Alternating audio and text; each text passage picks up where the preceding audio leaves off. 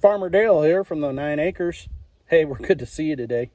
I'm glad to see you. Not real glad what I'm having to do right now. The old brown truck, the old 2009 F150.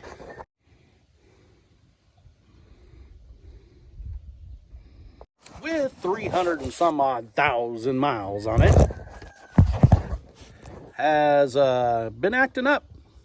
And it's through some error codes. One of the error codes that I searched up, I'll post it on here with the numbers.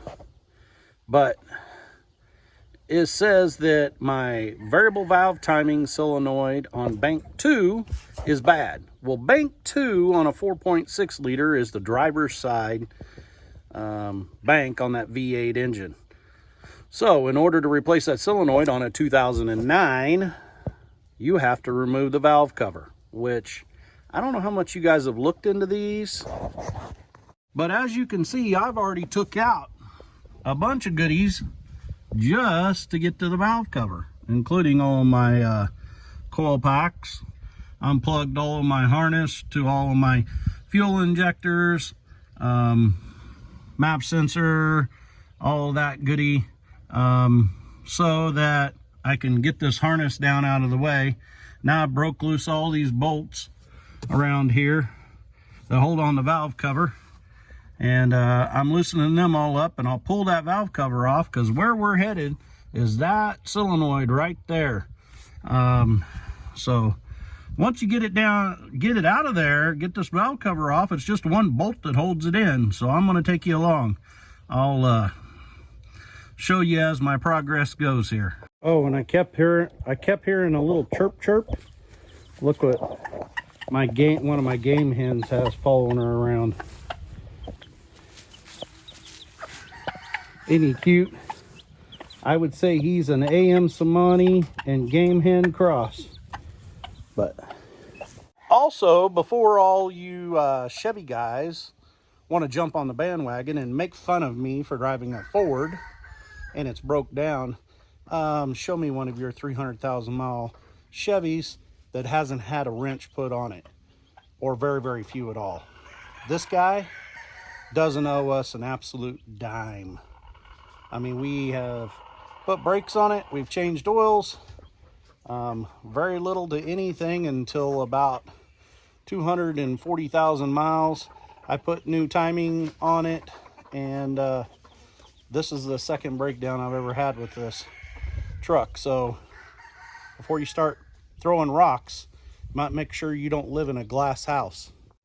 And just like that, we have exposed it. And yeah, don't mind the dirt. I'll blow it all off before I put it back together. Yeah, guys, it took me like 30 minutes or so, if that. That's from start, gathering all the tools, opening the hood and everything to get that pulled off. Now I just need to take out this one bolt right here, this solenoid to come out. I'll put the new one back in place, and we'll see what happens. Stick around.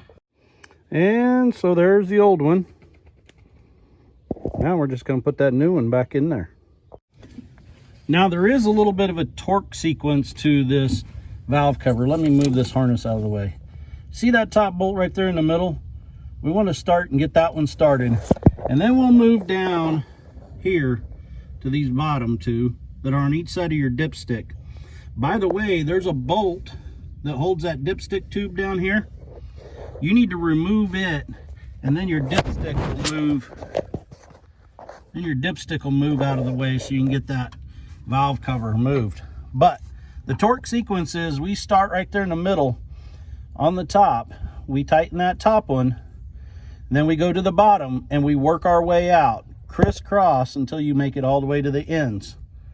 So you don't want to just start here on this front corner and work your way around, because you will warp that valve cover. It is a cast aluminum valve cover. So always start in the middle and work your way out. The other handy thing to have, and I don't remember where I even got this thing, but it's an extension for a 3H drive that you can put a ratchet on and then you stick your ratchet in this end and you put a socket on that end, and you can reach into stuff. It has a chain in there that drives it. It's made by Dakota, but I'm telling you, if you work on cars and trucks, you ought to own one. It is handy to reach back in them places. So we're going to continue on here. It's also pretty nice that while you got this harness moved down out of the way, go ahead and put back in all your coil packs. Those coil packs take a 6mm bolt on them. They're pretty simple to get out.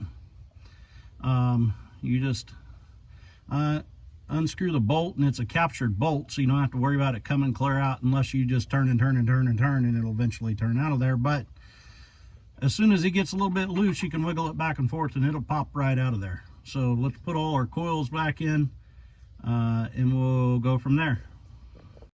Correction, I'm wrong. They're not a 6mm bolt. They're a 7mm bolt head.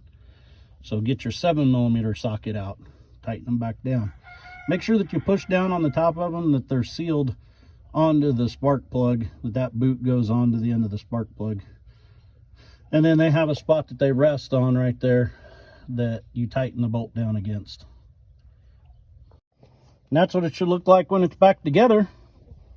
All our coil packs in, everything plugged back in. Everything just plugs in. As long as you don't force something, it pretty much goes where it wants, where it's supposed to go. I mean, once it gets some miles, that harness is pretty much got a memory in it that holds it in place.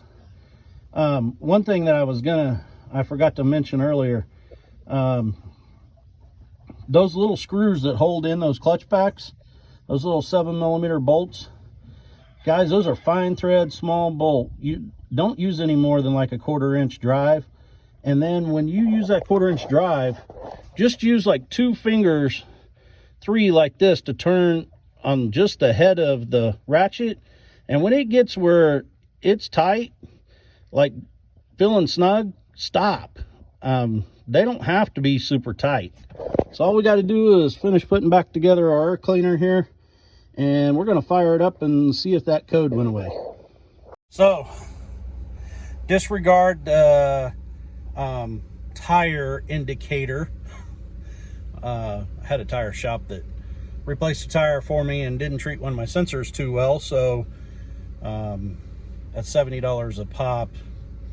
It's like a guessing game to figure out which one, unless you got a really fancy scanner, which I don't, and neither did that tire shop. So I'm not real worried about it. But we don't have a check engine light anymore.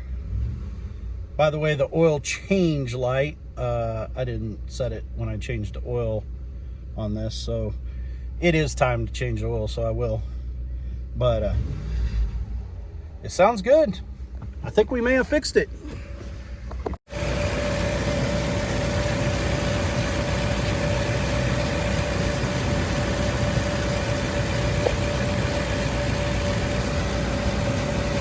Nice, Clark. Awful nice, Clark.